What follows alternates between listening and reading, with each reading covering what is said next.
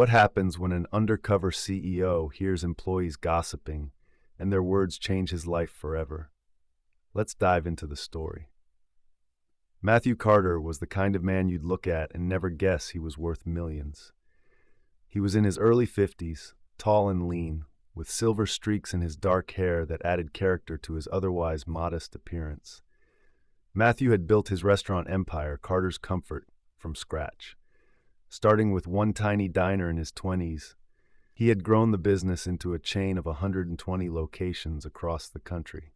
But despite his success, Matthew had always prided himself on staying humble and grounded. Over time, though, he'd started feeling disconnected. His board meetings were filled with numbers, graphs, and strategies, but he realized he hardly knew the people who actually ran his restaurants: the managers, the cooks, the servers. Were they happy? Did they feel valued? Were his company values alive in the day-to-day operations?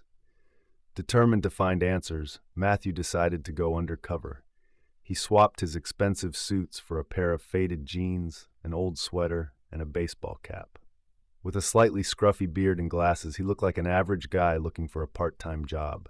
He applied as a dishwasher at one of his own locations, Carter's Comfort in Greenfield. The staff at this branch had no idea who he really was. On his first day, Matthew was introduced to the team by the manager, Lisa, a woman in her mid-30s with a sharp eye for detail. "This is Mike," Lisa said, using the name Matthew had provided. "He'll be helping out in the kitchen." Matthew nodded, keeping his head low. He quickly realized how demanding the job was. Washing stacks of greasy plates, scrubbing stubborn stains off pots, and dealing with the constant clatter and chaos of the kitchen wasn't easy. But Matthew didn't mind. He wanted to observe and learn. The first few days went by uneventfully. The staff was polite but kept their distance.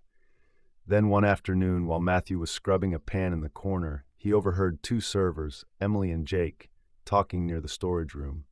They didn't notice him there. "Did you hear about the bonus this year?" Emily said, her voice dripping with sarcasm. "A $50 gift card to the restaurant. Like we don't already spend enough time here." Jake laughed bitterly. "I know, right?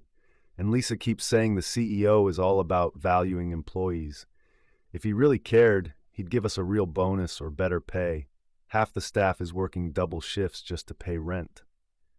Emily sighed. "Yeah, but what can we do? It's not like he'll ever know how we feel. The guy probably sits in his mansion, counting his millions." Matthew froze. Their words hit him like a punch to the gut. He had always thought he was a fair boss, but clearly, he had no idea what his employees were going through. He felt a wave of guilt and shame. Was this how his staff really saw him? Detached, uncaring? Determined to understand more, Matthew started paying closer attention. Over the next week, he noticed things he had never seen before. The kitchen staff often skipped meals because they couldn't afford the food, even with the employee discount.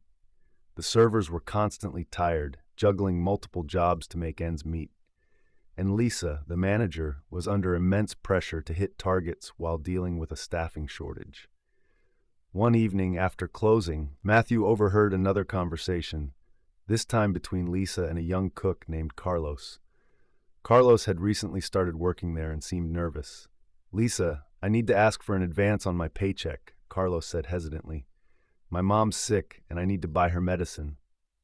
Lisa looked torn. "Carlos, I wish I could help, but I don't have the authority to approve that. I'll talk to corporate, but it might take weeks." Carlos nodded, clearly disappointed. "Thanks anyway," he murmured. Matthew felt his chest tighten. He realized that his company's policies, while efficient on paper, weren't designed to handle real-life emergencies. How many other employees were struggling like Carlos? A week later, the truth about Mike finally came out. Lisa called Matthew into her office. She had been observing him closely and had grown suspicious of his unusually inquisitive nature. "Mike," she said, folding her arms, "you're not who you say you are you?" Matthew hesitated for a moment, then smiled. "You're right, Lisa. My name isn't Mike. I'm Matthew Carter. I own Carter's Comfort." Lisa's eyes widened in shock. "You're the CEO?" Matthew nodded. I came here to see things for myself, to understand what's really going on, and I've learned more than I ever expected. Lisa looked stunned, but quickly regained her composure. Well, I guess you've seen the good, the bad, and the ugly, she said with a wry smile. Matthew smiled back. I have, and it's time to make some changes. Over the next month, Matthew worked tirelessly to implement new policies.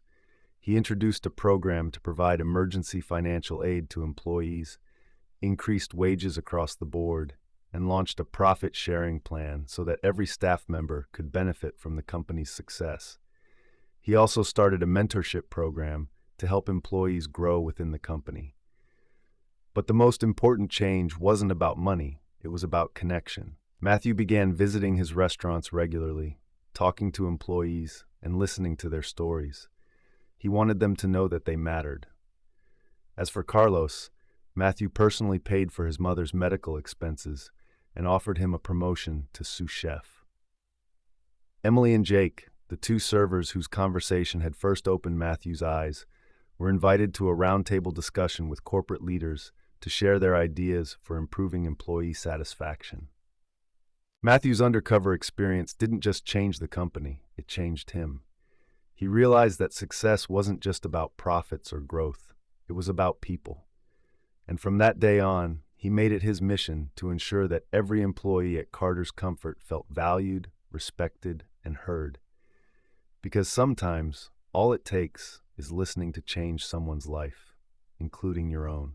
That's the story, friends. I hope you enjoyed it. It was a pleasure sharing it with you all. Don't forget to comment below and let me know where you're watching from. It's always fun to see the global reach of these stories. And if you haven't already, please hit that subscribe button for more amazing stories, tips, and tricks. Thank you for watching, and I'll see you in the next one. Bye. If you'd like to show some extra love, tap the 3 dots near the share button and send a super thanks.